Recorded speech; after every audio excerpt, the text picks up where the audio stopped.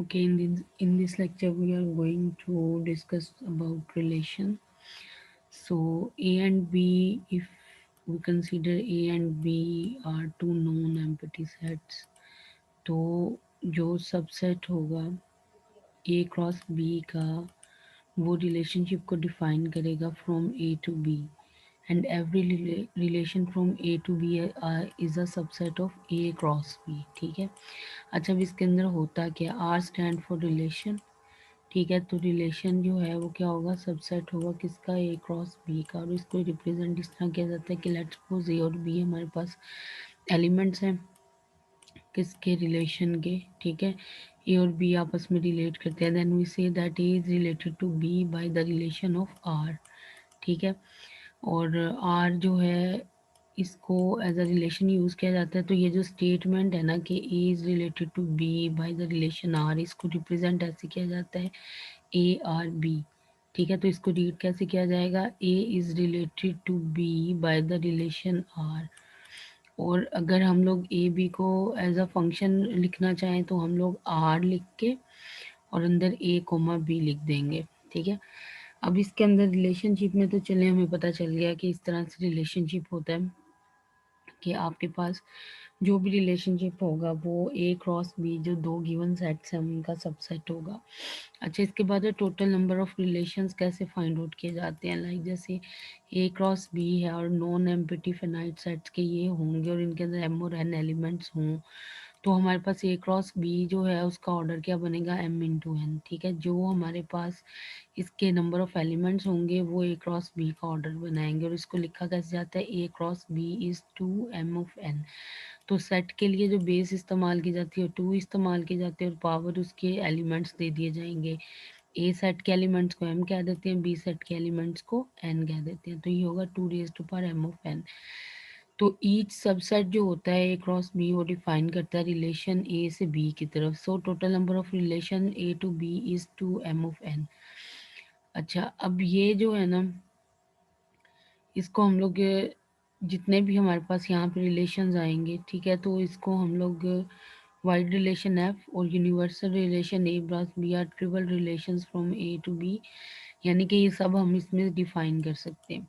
उसके बाद डोमेन क्या होती है एक रिलेशन की, R be a relation from a set A to a set B, then the set of all first components or coordinates of the order pairs belong to R is called domain of R, while the set of all second component or coordinate of the order pair is in are is called the range. ठीक है, तो domain of are क्या होगी, अगर हमारे पास ए है, A B है, element of relation है, यानी कि ए का ए बी के साथ बन रहा है, तो रेंज हमारे पास ये जो है ये हमारे पास इस तरह से इसकी क्या आ जाएगी, डोमेन आ जाएगी रेंज के लिए, ये हमारे पास रेंज आ जाएगी.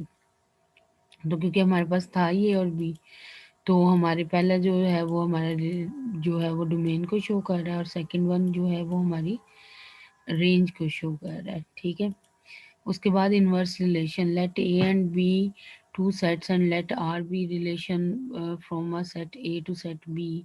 तो इनवर्स रिलेशन क्या होगा जी, कि आपका जो पोजिशनल है ना एग्जिस्टेंस वो चेंज हो जाती है. तो B into A colon A into B in R relation, तो इसको हम इनवर्स कह देते हैं. ठीक है, तो अब हमारे पास अगर रिलेशनशिप है वन ए, इसकी अगर हमें डोमेन चाहिए तो डोमेन हमारे पास क्या होगी, ए बी सी. ठीक है, और रिवर्स इन्वर्स कर दो, और आर जी जो है रेंज जो होगी वो हमारे पास होगी 1 और 3. ठीक है, तो उसको रिवर्स कर दें. अच्छा, अब यहाँ पे आती है टाइप्स ऑफ रिलेशंस. एम्पिटी और यूनिवर्सल सेट ऑफ रिलेशंस का तो आपको पता ही है, और फिर इसके अंदर रिलेशन में रिफ्लेक्सिव क्या होता है. A relation is a set, a relation R is a relation in a set A which has element A element of relation. ठीक है, इसका मतलब है कि A रिलेट कर रहा है किससे, A से ही, यानी कि एक सेट अगर A है तो वो अपने साथ ही फंक्शन बनाता है. तो इसको हम कहते हैं ये क्या है, रिफ्लेक्सिव है. ठीक, उसके बाद हमारे पास जो भी एलिमेंट होगा ए का, यानी कि सेट के अंदर मौजूद तमाम एलिमेंट्स अगर हम उनका फंक्शन देखना चाहें तो वो रिफ्लेक्सिव होते हैं. इसके बाद symmetric, a relation R in a set A one A two अब इसको, इस स्टेटमेंट को कैसे पढ़ेंगे कि A1 रिलेट करता है किससे, A2 को।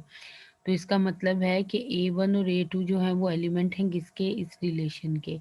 तो इसका मतलब ये हुआ कि A1 A2 जो होंगे वो इक्वालिटी को शो करेंगे। इसी तरह से ट्रांजिटिव, ट्रांजिटिव में हमारे पास तीन एलिमेंट्स होते हैं। A1 A2 अगर रिलेशन में है और इस तरह A2 A3 रिलेशन में है, तो ये इम्प्लाइज करेगा कि A1 और A3 भी आपस में रिलेशन में। क्यों? क्योंकि इन दोनों के पास एक कॉमन एलिमेंट है जो कि हमारा सेकंड एलिमेंट है, तो वो इन तीनों को आपस में जोड़ देगा। तो इस तरह से हमारे पास ये ट्रांजिटिव बनता है। तो इक्विलियंस रिलेशन जो होता है वो क्या होता है कि आपके पास रिफ्लेक्सिव, सिमेट्रिक और ट्रांजिटिव अगर इकट्ठा आ जाए तो इसको हम कहते हैं, ये क्या है, इक्विलियंस रिलेशन है। अब यहाँ पे एग्जांपल्स हैं, लेट 1 to 3, ठीक है, और इसके अंदर हमारे पास ए है और रिलेशन जो है वो है 1 to 1 and 1 to 3। R is not reflexive, ठीक है, ये रिफ्लेक्सिव नहीं है।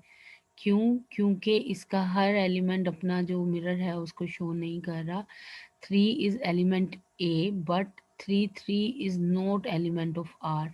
मतलब रिफ्लेक्सिव होने के लिए ए के हर एलिमेंट को अपने साथ जोड़ा बनाना चाहिए था, ठीक है, लेकिन यहाँ पे उसने पेयर सिर्फ 1 1 का बनाया। 1 3 जो है वो हमारे पास रिफ्लेक्सिव पेयर नहीं है।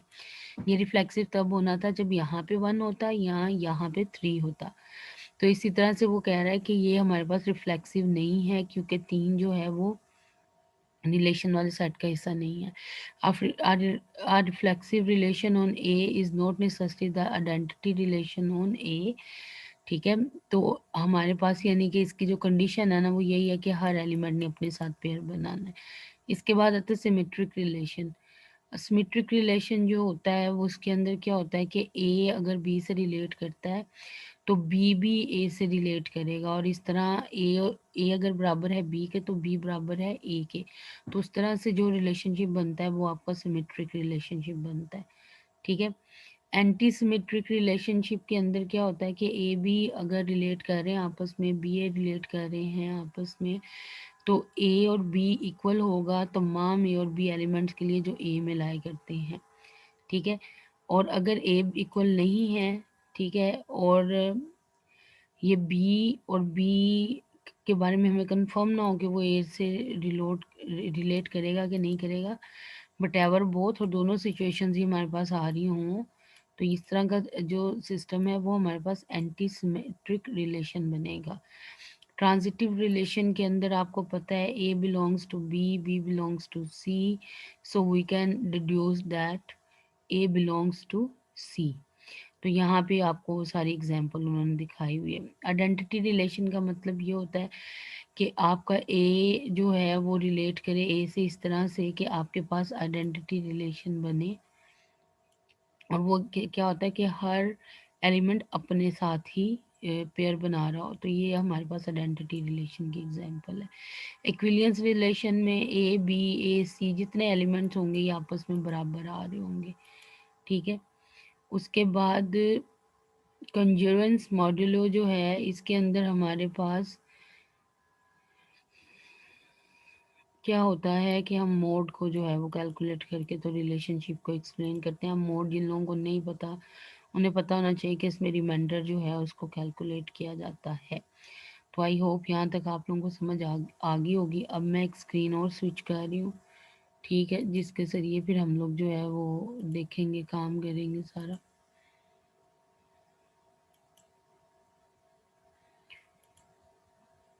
ये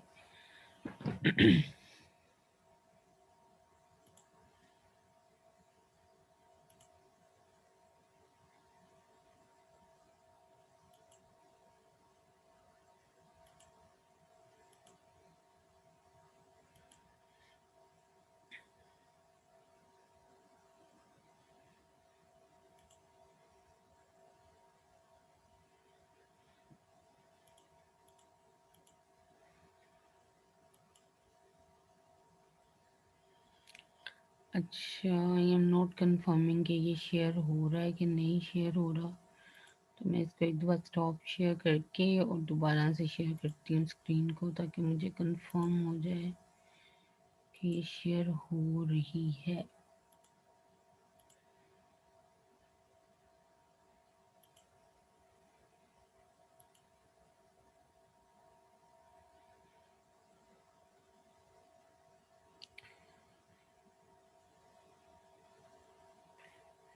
अच्छा, यहाँ पे एक एग्जांपल आपको दी गई है। अब इस एग्जांपल में जो है ना आप लोगों का, वो मैं एक्सप्लेन करती हूँ कि किस तरह से